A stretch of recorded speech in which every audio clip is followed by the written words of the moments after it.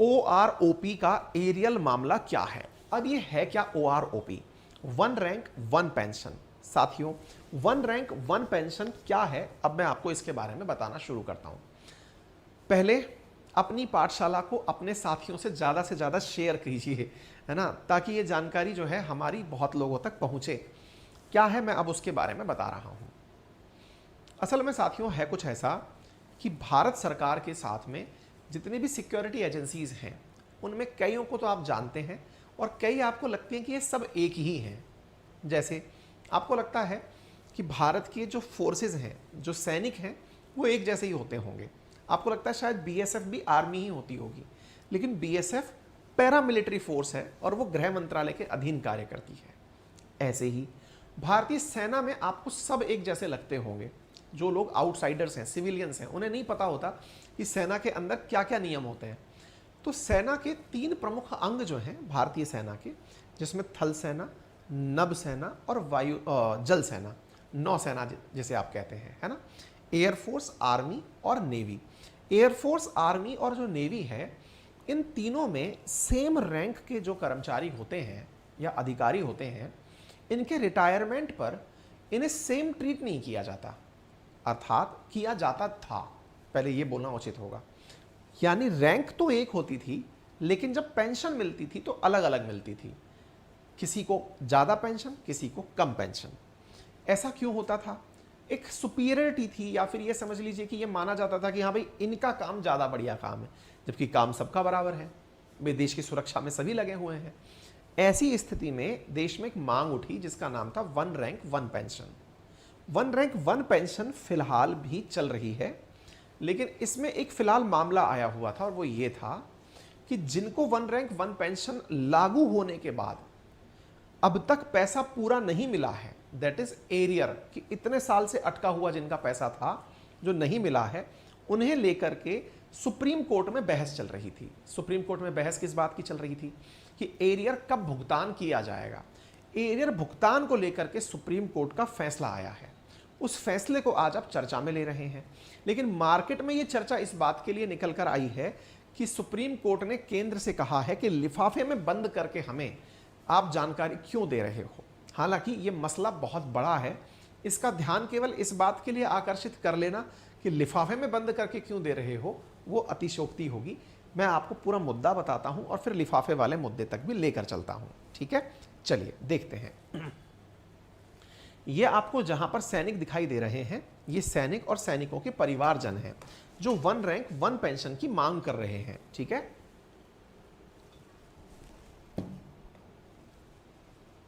2013-14 में यह मुद्दा काफी हाईलाइटेड रहा था। फिलहाल की सुर्खी क्या है? वन रैंक वन पेंशन के केस में सुप्रीम कोर्ट ने केंद्र से कहा है कि 28,000 करोड़ जो ड्यू है, जो आपको देना है पेंशनर्स को, जो सैनिक पेंशनर्स हैं जिन्हें देना है, उन्हें आप फरवरी 2024 तक पेमेंट कर दें। यह तो हुई पहली चीज। यानी एक जो फैसला आया, जो द हिंदू से मैं आपको पढ़ के सुना रहा हूं, वो क्या है? सुप्रीम कोर्ट ने केंद्र को आदेश दिया है कि 2024 की फरवरी तक पेंशनर्स को उनका बकाया दे दीजिए, नंबर 1। नंबर दूसरा, वन रैंक वन पेंशन के केस में सुप्रीम कोर्ट ने एक चीज और कही, और वो क्या है? एक 3 जजेस की बेंच थी जो इस बात को सुन रही थी। उन्होंने कहा कि सरकार अपने जवाब सील्ड पैक लिफाफे में ना दे, ठीक है? जरूरी है कि कोर्ट में ट्रांसपेरेंसी रहे। इस मुद्दे पर भी हम चर्चा करेंगे, ठीक है? चलिए, तो 2 बातें हुई। पेंशनर्स का जो एरियर है वो मिल जाएगा, कब तक मिलेगा? 2024 तक। अच्छा, अब थोड़ा सा विषय को समझते हैं। चर्चा में क्यों है, क्या है, सारी बातें बताते हैं। चर्चा में क्यों है? सुप्रीम कोर्ट के अंदर एक केस चल रहा था जिसमें कि पेंशनर्स थे, पेंशनर्स की तरफ से पेंशनर का वकील थे और दूसरी तरफ से केंद्र सरकार की तरफ से सरकारी वकील थे। दोनों अपनी अपनी बातें सुप्रीम कोर्ट के सामने 3 सदस्यीय बेंच के सामने रख रहे थे। पेंशनर्स एरियर्स को अभी मांगते थे, सरकार ने कहा कि अभी पैसा नहीं है, हम फरवरी 2024 तक दे देंगे। इस प्रकार से ये पूरी प्रक्रिया शुरू हुई। लेकिन पहले ये है क्या, क्योंकि आपको ये पता ना हो कि वन रैंक वन पेंशन क्या है, इसलिए थोड़ा सा ब्रीफ इंट्रो जान लीजिए। साथियों, आज़ादी के बाद में पेंशन के मॉडल तय करने में 26 वर्षों तक वन रैंक वन पेंशन का मॉडल रहा।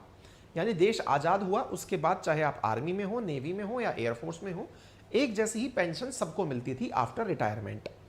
1973 के अंदर इंदिरा गांधी जी के नेतृत्व में जो सरकार बनी, उन्होंने one rank one pension model को समाप्त कर दिया कि नहीं भाई, सबको एक जैसी पेंशन नहीं दी जा सकती।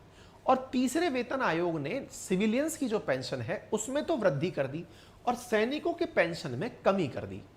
मतलब पहले तो सैनिकों को पद के आधार पर कमी कर दी, फिर सैनिकों के साथ साथ क्या किया गया, वेतन आयोग ने जो सिविलियंस की थी वो तो पेंशन बढ़ा दी, जो आम जन है उसकी तो पेंशन बढ़ा दी, लेकिन सैनिकों की पेंशन कम कर दी। 1986 में राजीव गांधी जी के नेतृत्व वाली सरकार ने फिर चौथा वेतन आयोग आया, उसने मद्देनजर रखते हुए रैंक वेतन योजना लागू की।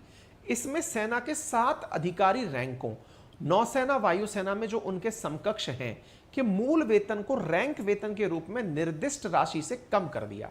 मतलब आर्मी के जो रैंक ऑफिसर्स हैं उनकी सैलरी भी, उनकी पेंशन भी किससे कम कर दी, वेतन जो है उनकी जो सैलरी है वो एयरफोर्स और नेवी के जो उनके इक्विवेलेंट ऑफिसर्स हैं उनसे कम कर दी। यानी एक प्रकार से शुरुआत कहां से थी, 26 सालों तक सबकी तनख्वाह बराबर थी। इंदिरा गांधी जी ने तनख्वाहों में थोड़ी कमी करना शुरू किया तो आर्मी की सैलरी, आर्मी का वेतन सब कम कर दिया। राजीव गांधी जी ने अधिकारियों के साथ भी यही किया। उनके जो अधिकारी थे, जो आर्मी के ऑफिसर्स थे, नेवी के और एयरफोर्स के अफसरों की तुलना में उनकी तनख्वाहें कम कर दी गई। इसके बाद 1986 के बाद के वर्षों में सशस्त्र बलों के कई कर्मियों के लिए पेंशन कम हो गई और ऐसी स्थिति में भारतीय पुलिस बल के अंदर भी वेतनमान के अंदर विषमता पैदा हो गई। इस वजह से एक मांग उठने लगी। क्या मांग उठने लगी कि साहब पेंशन के अंदर या वेतन के अंदर विसंगति ना हो। इसी को ध्यान में रखते हुए एक समिति बनी जिसका नाम था कोश्यारी, भगत सिंह कोश्यारी।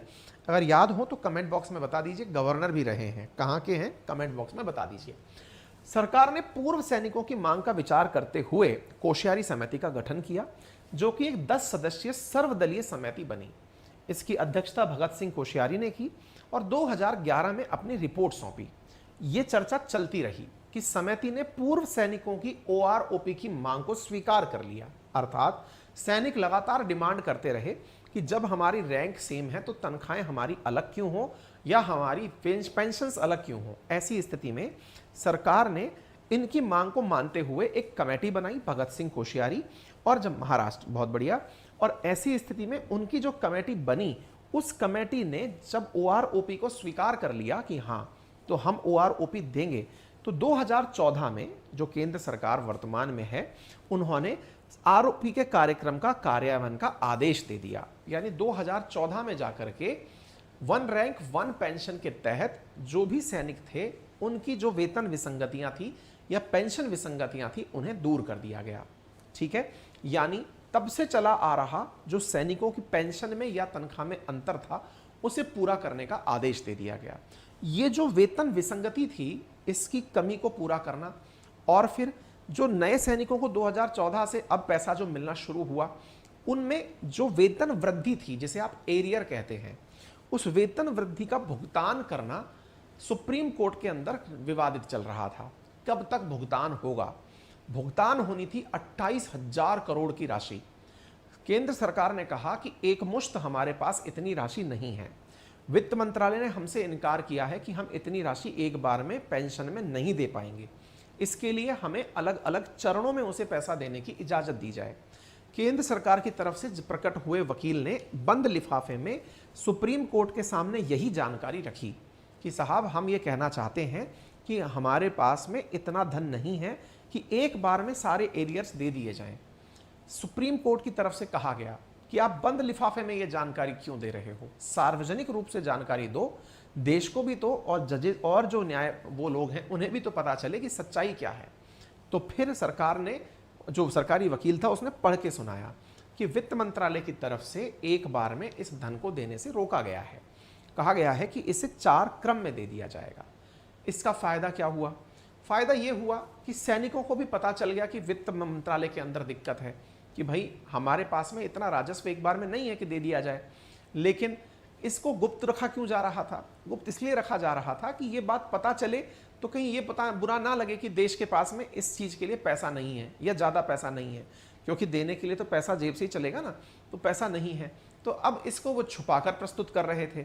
कोर्ट ने इस मुद्दे को पब्लिक कर दिया, लोग अपने अपने तरीके से इसे ले रहे हैं। कुछ यूट्यूबर्स ने इसे इस तरह से लिया है कि कोर्ट ने, कुछ न्यूज़ चैनल्स ने भी लिया है कि कोर्ट ने सब कुछ खुलेपन में रखने की सलाह दी है, सब कुछ खोल के बताया जाए कि पैसा नहीं है हमारे पास। अरे भाई, स्वाभाविक है कि आपने एकदम एक खर्चा बढ़ाया है तो उसका नियमित रूप से भुगतान होगा। और ऐसी स्थिति में ये तय किया गया है कि अभी 2024 के फरवरी तक सारे पेमेंट्स कर दिए जाएंगे, 4 क्रम के अंदर पेमेंट किए जाएंगे। और पेमेंट का सीक्वेंस जो है वो 30 अप्रैल 2023 से शुरू हो जाएगा। 30 अप्रैल 2023 को दिया जाएगा, फिर कुछ लोगों को 30 जून 2023 तक दिया जाएगा, फिर कुछ लोगों को 31 अगस्त 2023 तक दिया जाएगा, कुछ को 30 नवंबर 2023 तक दे दिया जाएगा, और फाइनली 28 फरवरी 2024 तक सबका पेमेंट कर दिया जाएगा। ठीक है, तो मुद्दा समझ में आ गया होगा और वन रैंक वन पेंशन की कहानी भी आपको क्लियर हो गई होगी। ठीक है साहब, बता दिया वन रैंक वन पेंशन क्या है, क्या परेशानियां हैं, वो सारी मैंने आपको यहाँ पर चर्चा कर दी है। तो अपनी पाठशाला जो कि आपका नया YouTube चैनल है, इसे ज़्यादा से ज़्यादा साथियों तक पहुँचाएं। एप्लीकेशन का नाम भी अपनी पाठशाला है, गूगल प्ले स्टोर पर उपलब्ध है। यहाँ पर जाकर के आप हमारे पेड कोर्सेज ले सकते हैं। ठीक है, हिस्ट्री, ज्योग्राफी, पॉलिटी, इकोनॉमी, चारों सब्जेक्ट पूरे 1 साल के लिए आपको उपलब्ध हो रहे हैं। हमारा टेलीग्राम चैनल अंकित अवस्थी सर के नाम से है, वेरीफाइड है, 1.66 लाख लोग इस पर भी जुड़े हुए हैं। GKY अंकित अवस्थी सर के नाम से है, दूसरा वेरीफाइड चैनल है हमारा, उस पर 2.5 लाख लोग जुड़े हुए हैं। आपको कंटेंट वहाँ पर PDF के फॉर्मेट में प्राप्त हो जाएगा। ठीक है, सेशन को लाइक, शेयर, सब्सक्राइब करना बिल्कुल ना भूलें। और यदि आप चाहते हैं हमारी टीम के साथ किसी प्रकार की सहायता लेना, तो ये हमारे सहायता सूत्र हैं, आप इन पर कॉल कर सकते हैं अधिक जानकारी के लिए, कोर्सेज से रिलेटेड क्वेरीज के लिए। फिलहाल के लिए इतना ही। अपना ख्याल रखें, बड़ों का सम्मान करें, छोटों को प्यार दें, अपना व्यक्तित्व इस प्रकार से विकसित करें कि महिलाएं आपके साथ सुरक्षित और सम्मानित महसूस करें। धन्यवाद।